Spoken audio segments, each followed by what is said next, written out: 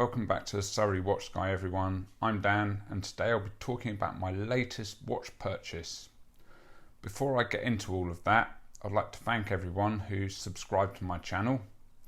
I really appreciate it, and for those of you who've just found my little place on YouTube, thanks for stopping by. If you do like it here, please do click the subscribe button and hit the bell icon, and you'll get notified about my future videos. So, as I mentioned in my previous video, sometimes you happen across an account or a photo of a watch on Instagram and it has an almost profound effect on you. In this instance, it was a photo taken by a great guy called Alan, who has two accounts on Instagram, one the Leica Journal and the Watch Dude 2, and the watch in question was a Rolex Explorer II with the white dial. Being an outdoorsman myself, this photo really resonated with me.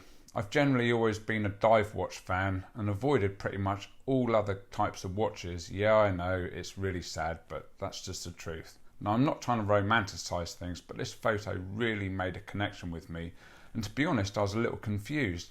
How could a watch that features so many design traits that I generally dislike, and it even has a white dial to boot, now be in my conscious? Madness. Anyway, I'm no stranger to the Rolex Explorer II. I'd seen it sat in the case at many ADs over the years, and it did literally nothing for me whatsoever. So much so that I didn't even bother to even think about trying it on. Now, subscribers of this channel will know that I prefer simple watches, especially if they don't have a date complication.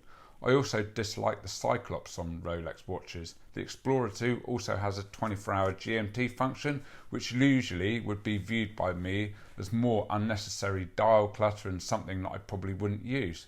So what gives you, I hear you ask? Well, after stumbling across Alan's account, I duly started following him and I was rewarded with lots of super photos. Other accounts were also followed, and I'll post up the list of the serious enablers who got me over the line, as it were.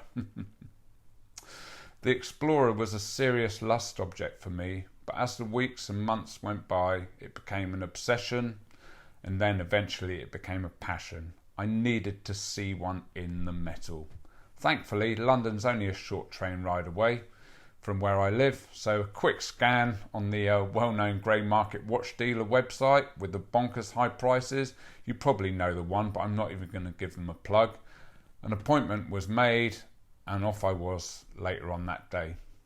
On the way to London, my stomach was in knots and my brain going in overdrive. Would I like the watch as much as I think I do? Will it look as good in the metal as it does in the photos? What? My mind was going crazy. Anyway, I got to Mayfair, the sales assistant ushered me in.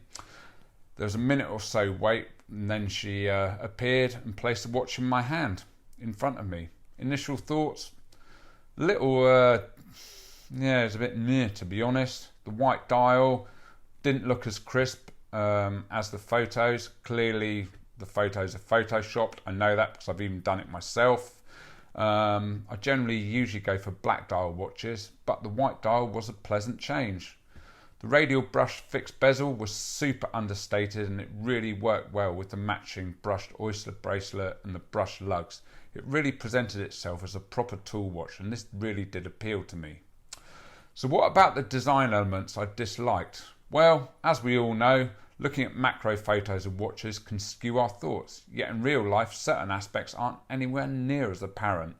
The Cyclops wasn't anywhere near as big and bulbous as it looked in photos, and with the white dial it almost disappears when you look at the watch. I could almost venture to say that I actually like it now, funny as I'd always disliked them so much. Funny how it changes, eh?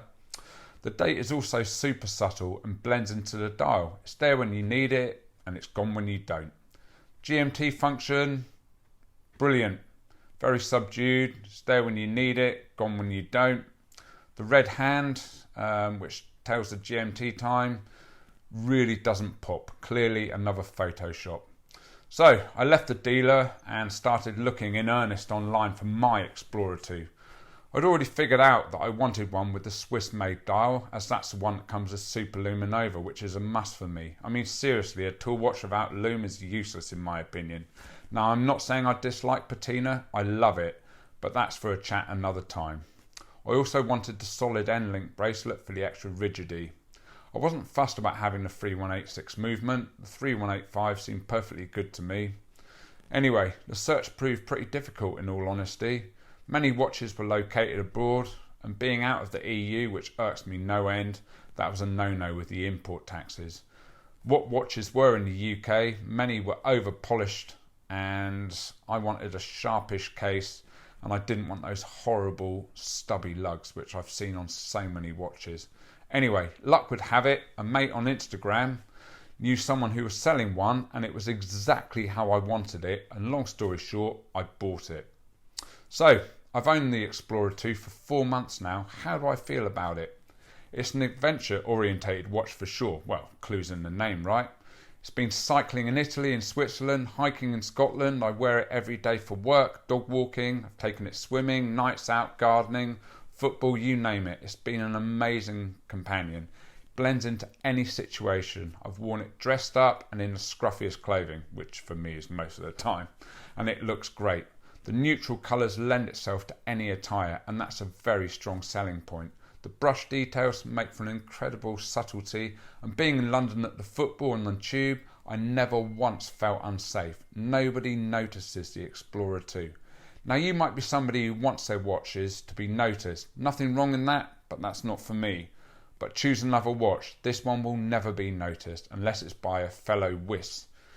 When I used to wear the ceramic Submariner 114060, many people noticed it, and it made for an unpleasant wearing experience. Now, I'm pretty aware of my surroundings, but even now, wearing a Rolex, they're such a commodity. A thief doesn't see your watch, they just see thousands of pounds hanging around your wrist. No thanks. Anyway, setting the time, absolute breeze with a quick set hour hand, which works independently of a seconds hand. So that just keeps ticking. So when you land in your destination country, pop the crown out, quickly set the time to local, and away you go. This watch screams functionality, and it lives up to that very, very well. On the wrist, the watch is a dream. The svelte 40mm case, coupled with a 12.2mm thickness, and the 5-digit bracelet and clasp. Now, I'm no stranger to the older 5-digit bracelet, because I used to own a Submariner from the early 2000s. However, it can be a little off-putting if you've only handled a modern Rolex before, because they are seriously lacking the engineering that the new ones have, with their jangly clasps and the hollow link bracelet. But that actually really helps the watch wear so well. The bracelet won't fail, but it does feel older and dated, but that really does not take away from the charm. Mine wears even better still, as it has the solid end links that allow the watch to wear a bit more solid with a bit more rigidity. Quite a difference from the hollow end links on the Submariner. They're just bloody awful. At 118 grams size to my wrist, I don't notice this watch after a few minutes wear. Always a good sign when you forget that you have a watch on. Now, as a rule, I'm more of a strap person, but wearing this on the bracelet is great, so that's really something coming from me. Talking of straps, this watch loves straps, be it on a NATO, a rubber, whatever you like.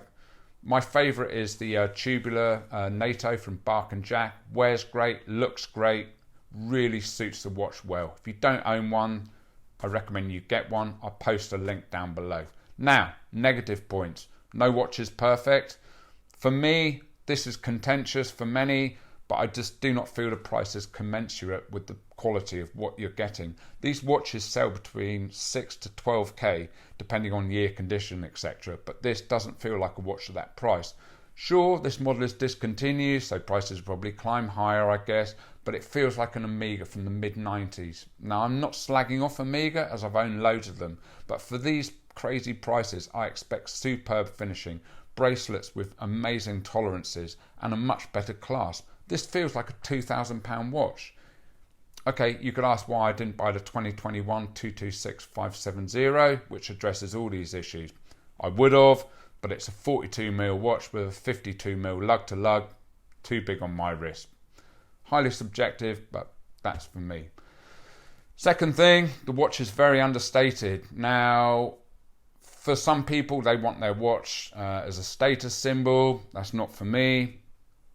If you want that, don't buy the Explorer, buy a Datejust, a Day Date, a GMT, a Daytona, Submariner if you can get one, blah, blah, blah, blah, blah. This watch will not get noticed. So if you want that, look elsewhere. So, There you have it, the Rolex Explorer II polar dial reference 16570. What do you think of it? Let me know in the comments below. If you like this video, then give it a like. If you'd like to see future videos, then click the subscribe button. Then you'll see when a new video drops. I'm also over on Instagram under the Surrey Watch Guy, so give me a follow there. Thanks guys, see you next time. Take care.